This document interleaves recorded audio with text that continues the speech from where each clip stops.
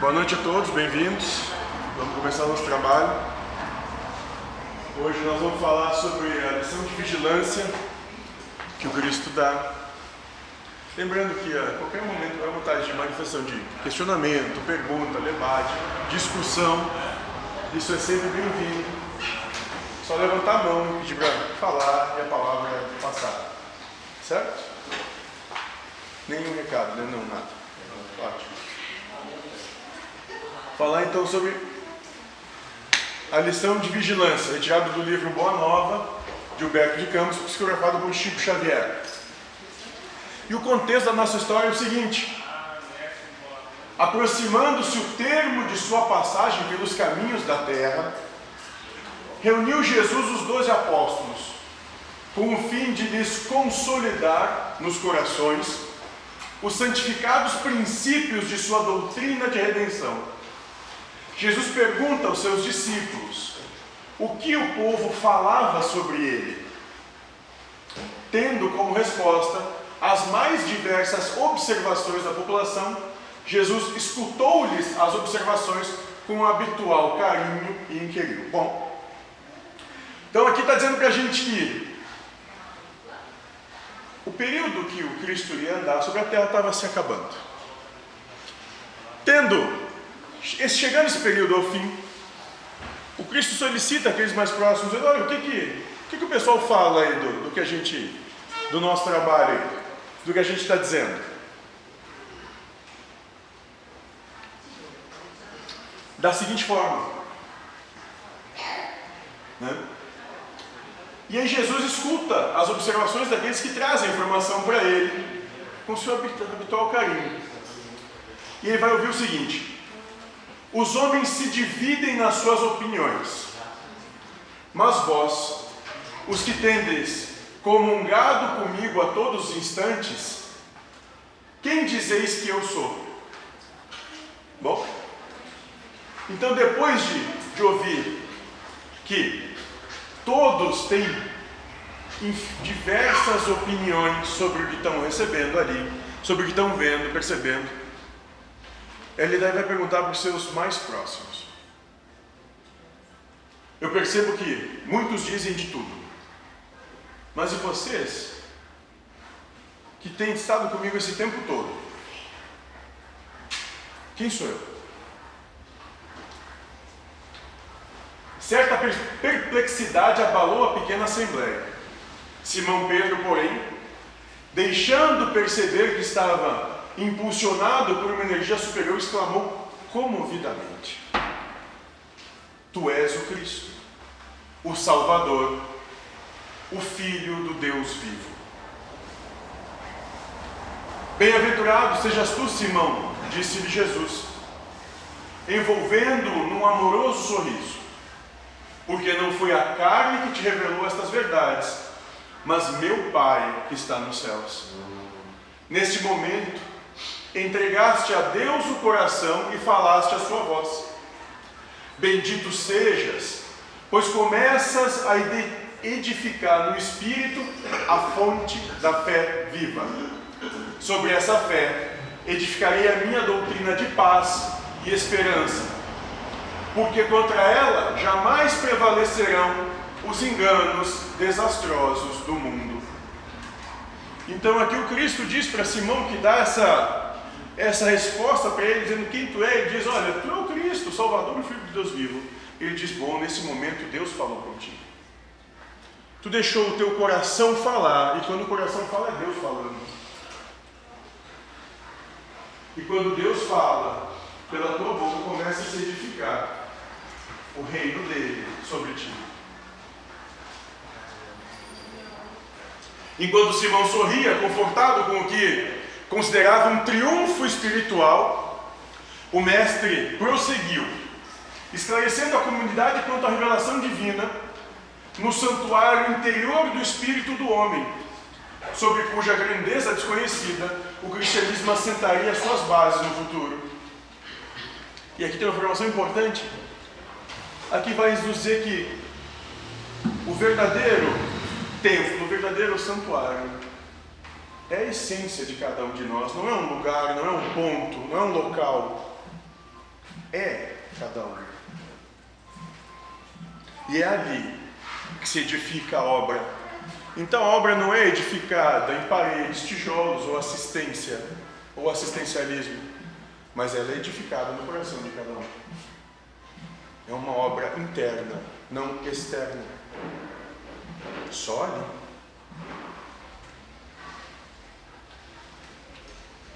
No mesmo instante, preparando os companheiros para os acontecimentos próximos, o Messias continuou dizendo: bom, agora que eles já entenderam quem eu sou, vamos começar a ver como é que vai ser, com o que vai acontecer.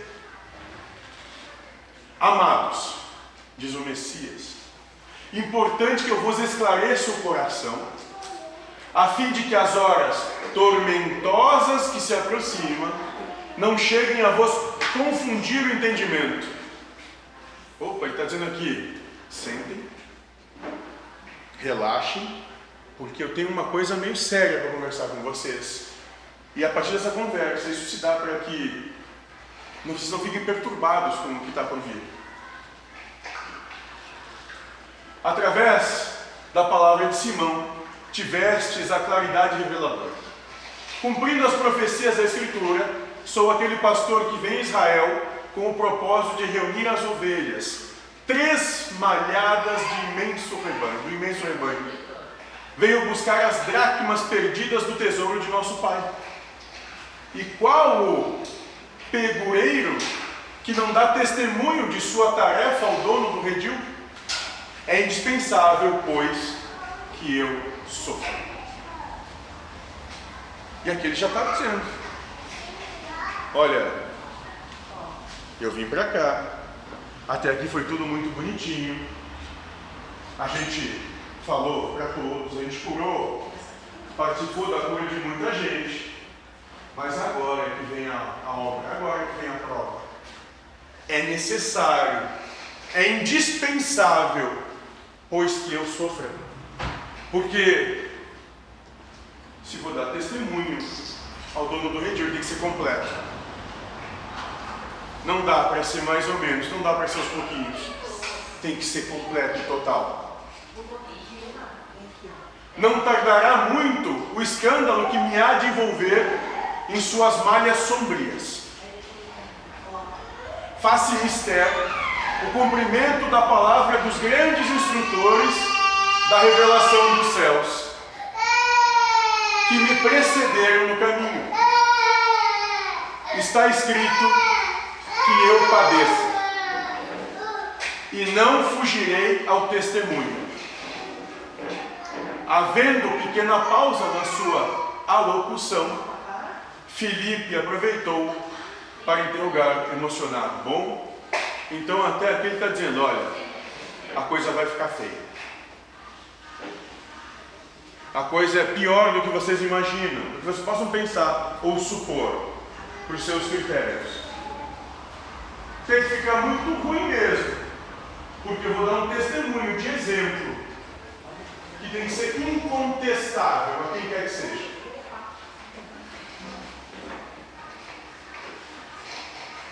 E naquilo Filipe, emotivo, perguntou: mestre, como pode ser isso?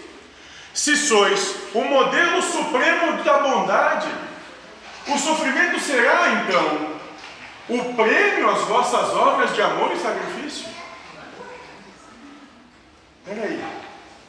Se desde o primeiro instante toda a palavra que tu deu foi uma palavra que emanou um respeito profundo a tudo e a todos, de plena liberdade de ser, será que viver dessa maneira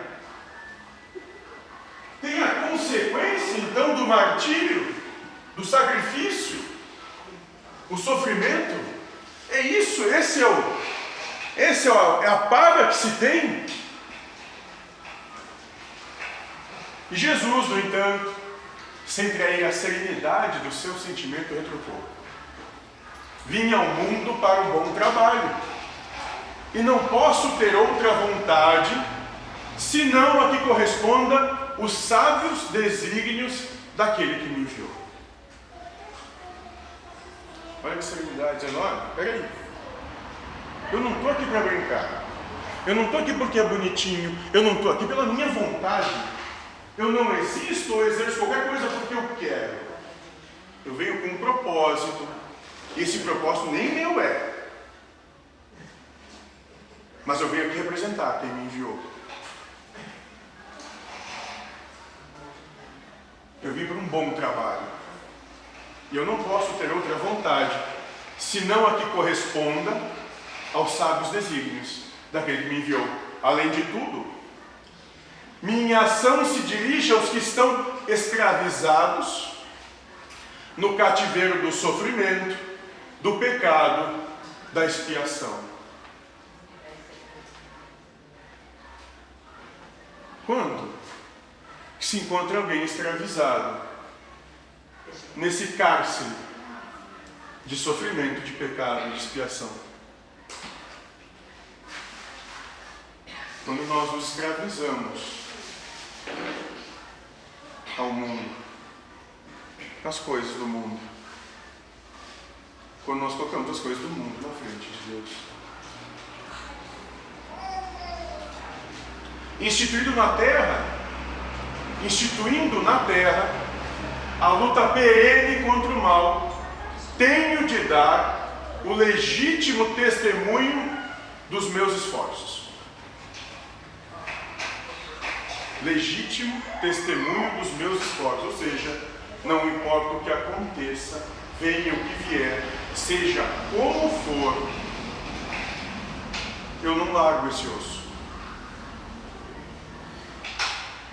Na consideração de meus trabalhos, necessitamos ponderar que as palavras dos ensinos somente são justas quando seladas com a plena demonstração dos valores íntimos. E o que ele está dizendo aqui? Eu vim para falar, mas eu vim também para exemplificar. E que pelo meu exemplo todos possam ver que é possível.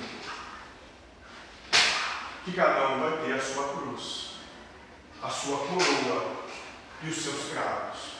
E que cada um e todos podem passar por tudo isso sem reclamar.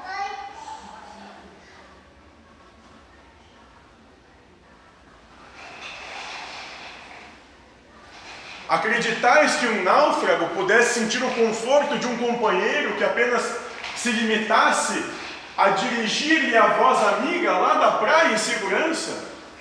Ele está dizendo o seguinte: vocês acham que eu vou ser hipócrita de dizer para vocês o que vocês têm que fazer, não me inserindo nisso tudo também? Eu vou afundar junto o navio.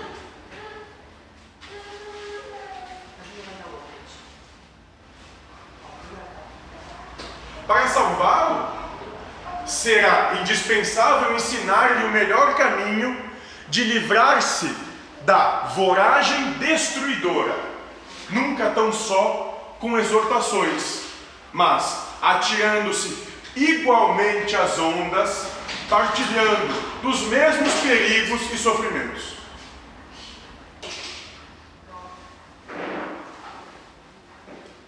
Não é diferente para quem quer que seja. Ninguém é melhor, ninguém é pior, ninguém está acima e nunca, quem quer que seja, vai estar abaixo. O fardo que sobrecarrega os ombros de um amigo será sempre mais gravado em seu peso se nos pusermos a examiná-lo, muitas vezes guiados por observações inoportunas. Ele, entretanto, se tornará suave e leve para aquele a quem amamos, se o tomarmos como os nossos esforços sinceros, ensinando-lhe como se pode atenuar-lhe o peso nas curvas do caminho.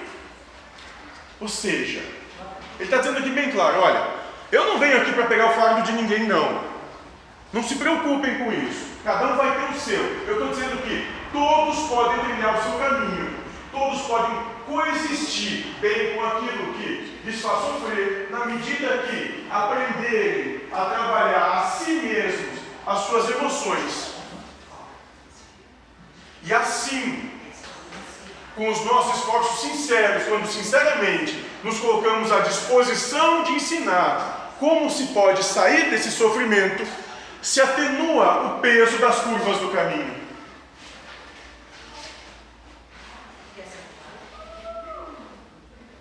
Só assim.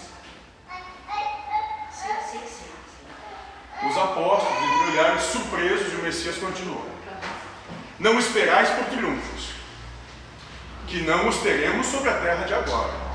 Mas, se alguém está querendo algum reconhecimento, ganhar alguma coisa, ter algum prazer, vitória, fama, aqueles que me seguem não vão ter isso.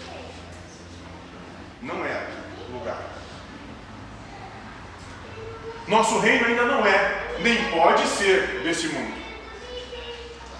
Por essa razão, em breves dias, não obstante as minhas aparentes vitórias, entrarei em Jerusalém para sofrer as mais penosas humilhações. Os príncipes dos sacerdotes me coroarão à fronte com suprema ironia. Serei arrastado pela turba como um simples ladrão. Não tinha dúvida nenhuma do que aconteceu com ele.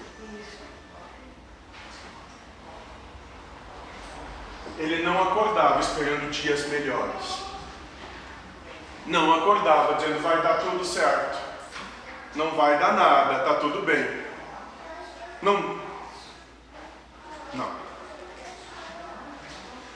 Muito consciente da proposta que Deus tinha para ele. Cuspirão nas minhas faces, dar-me-ão fel e vinagre, quando manifestar sede, para que se cumpram as Escrituras, experimentarei as angústias mais dolorosas, mas sentirei em todas as circunstâncias o amparo daquele que me enviou.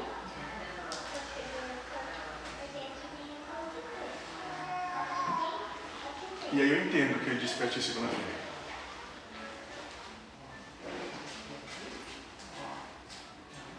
Nos derradeiros e mais difíceis testemunhos, terei meu espírito voltado para o seu amor e conquistarei com o sofrimento a vitória sagrada, porque ensinarei aos menos fortes a passagem pela porta estreita da redenção, revelando a cada criatura que sofre o que é preciso fazer, a fim de atravessar as sendas do mundo, demandando as claridades eternas do plano espiritual. E aqui ele está dizendo muito claro que a porta estreita é essa. É daqueles que se resignam com tudo que a vida dá. Essa é a porta estreita. O caminho largo é daqueles que vivem para as coisas do mundo, que buscam a satisfação, o prazer, a vitória, o reconhecimento do mundo.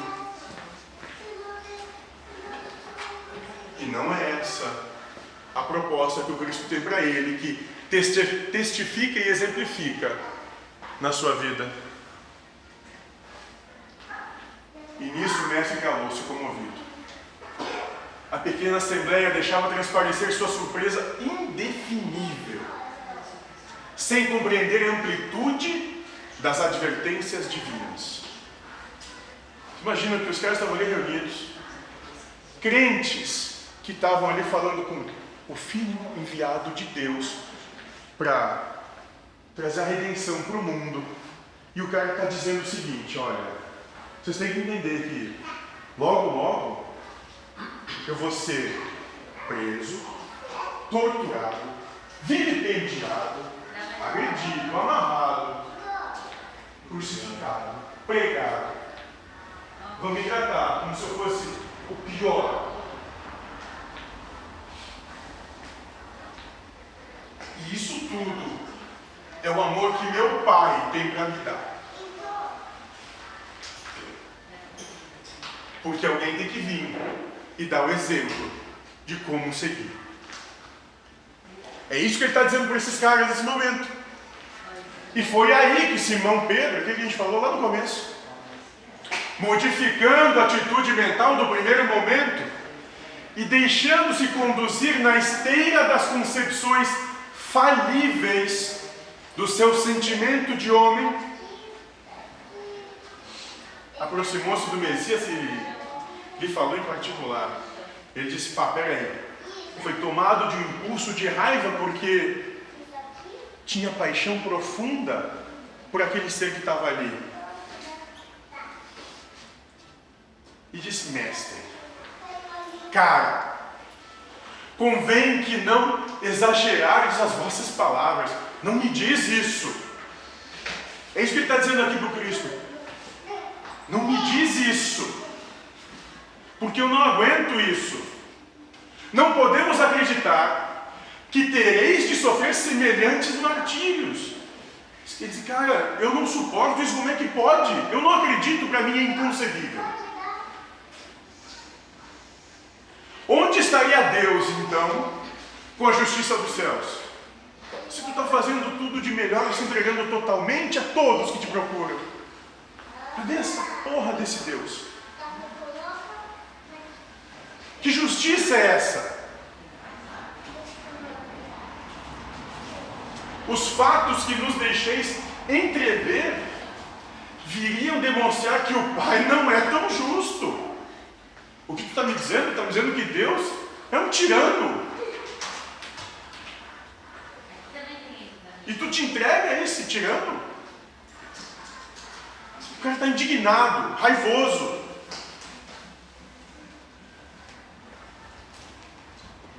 E aí o pessoal vai dizer: Pedro, retira essas palavras, exclamou Jesus com serenidade enérgica. Ele disse: ó, parou aqui. Não fala assim. Queres também tentar-me como os adversários do Evangelho? De que lado que tu está?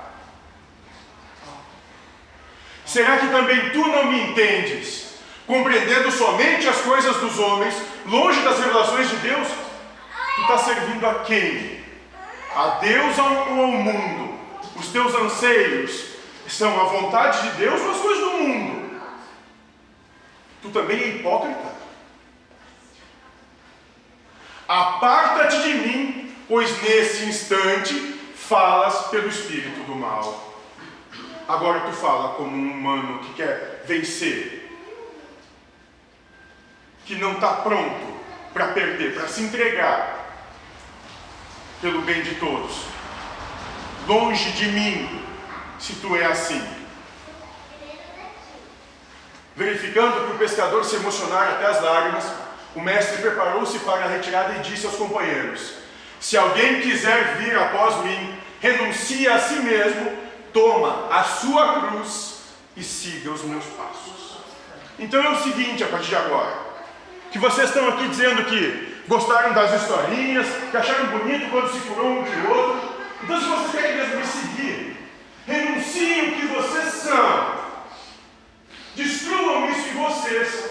Peguem a cruz que cada um tem de carregar e tenham o mesmo exemplo que eu estou dando. Botem o pé onde eu piso. Porque não tem outra maneira. No dia seguinte, a pequena comunidade se punha a caminho, vivamente impressionada com as revelações da véspera. Estava todo mundo cabisbaixo ali, porque sabiam o que estava por vir. Simão seguia humilde e cabisbaixo. Não conseguia compreender por que motivo fora Jesus tão severo para com ele. Ele disse: poxa, eu te amo tanto, eu só quero o teu bem, eu só quero o que é bom para ti. Em verdade, ponderar a melhor de suas expressões e refletidas, reconhecer que o Messias lhe perdoara, pois observava que eram sinceros o sorriso e o olhar compassivo que o envolviam numa alegria nova. Mas sem poder sopitar suas emoções, o velho discípulo aproximou-se novamente. Jesus interrogou. Ele disse: bom, eu percebo que ele já não está mais bravo comigo, né? Tá tudo bem, vamos lá conversar com o cara.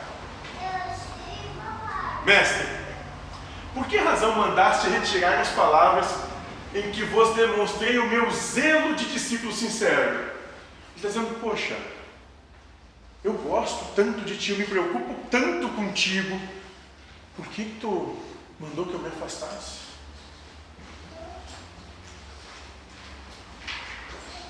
Alguns minutos antes não havias afirmado que eu trazia aos companheiros a inspiração de Deus. Você, poxa, um pouquinho antes do dia que eu falei que da minha boca saiu a palavra de Deus. Pouquinho só antes. Por que motivo, logo após, me designeis como intérprete dos inimigos da luz? Por que tu me colocou como sendo teu adversário? Por que tu declarou guerra a mim? E aqui ele vai dar a tréplica de Simão. Simão, respondeu o Messias bondosamente, ainda não aprendeste toda a extensão da necessidade de vigilância. Tu não compreendeu todo o trabalho. A criatura na terra precisa aproveitar todas as oportunidades de iluminação, cada pensamento que tiver interior, em sua marcha para Deus.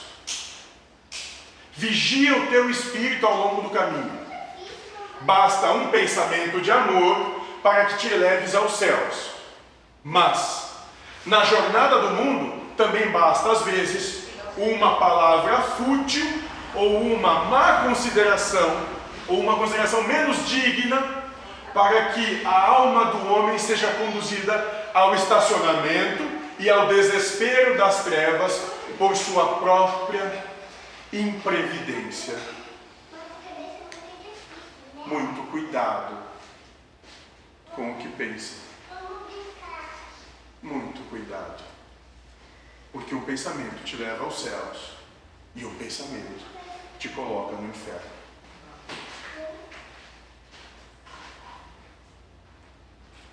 Nesse terreno, Pedro, o discípulo do Evangelho, terá sempre imenso trabalho a realizar. Porque pelo reino de Deus é preciso resistir às tentações dos entes mais amados na terra, os quais, embora ocupando o nosso coração, ainda não podem entender as conquistas santificadas do céu. E nisso ele está querendo dizer que não importa, ainda que seja quem tu mais ama, teus filhos, Deus tem que estar na frente.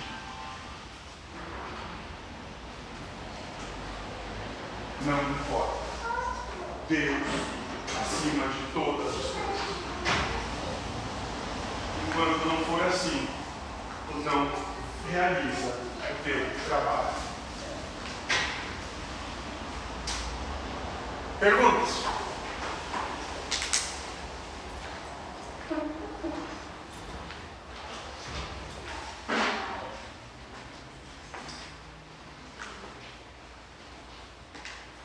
Não? Jesus disse que para ser exemplo ele tem que sofrer.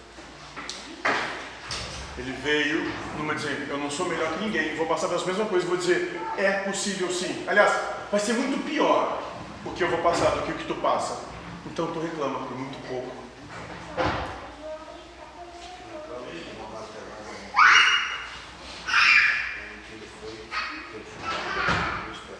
Não, tu reclama porque não fazem o que tu quer, enquanto ele foi para frente. Sim. Por isso que o nosso trabalho de conciliação ele se dá pelo exemplo, né? Porque nós somos colocados frente aos nossos exemplos.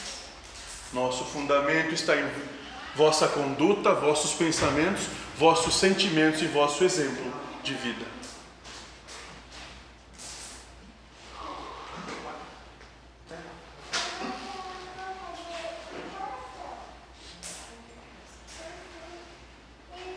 Alguém mais?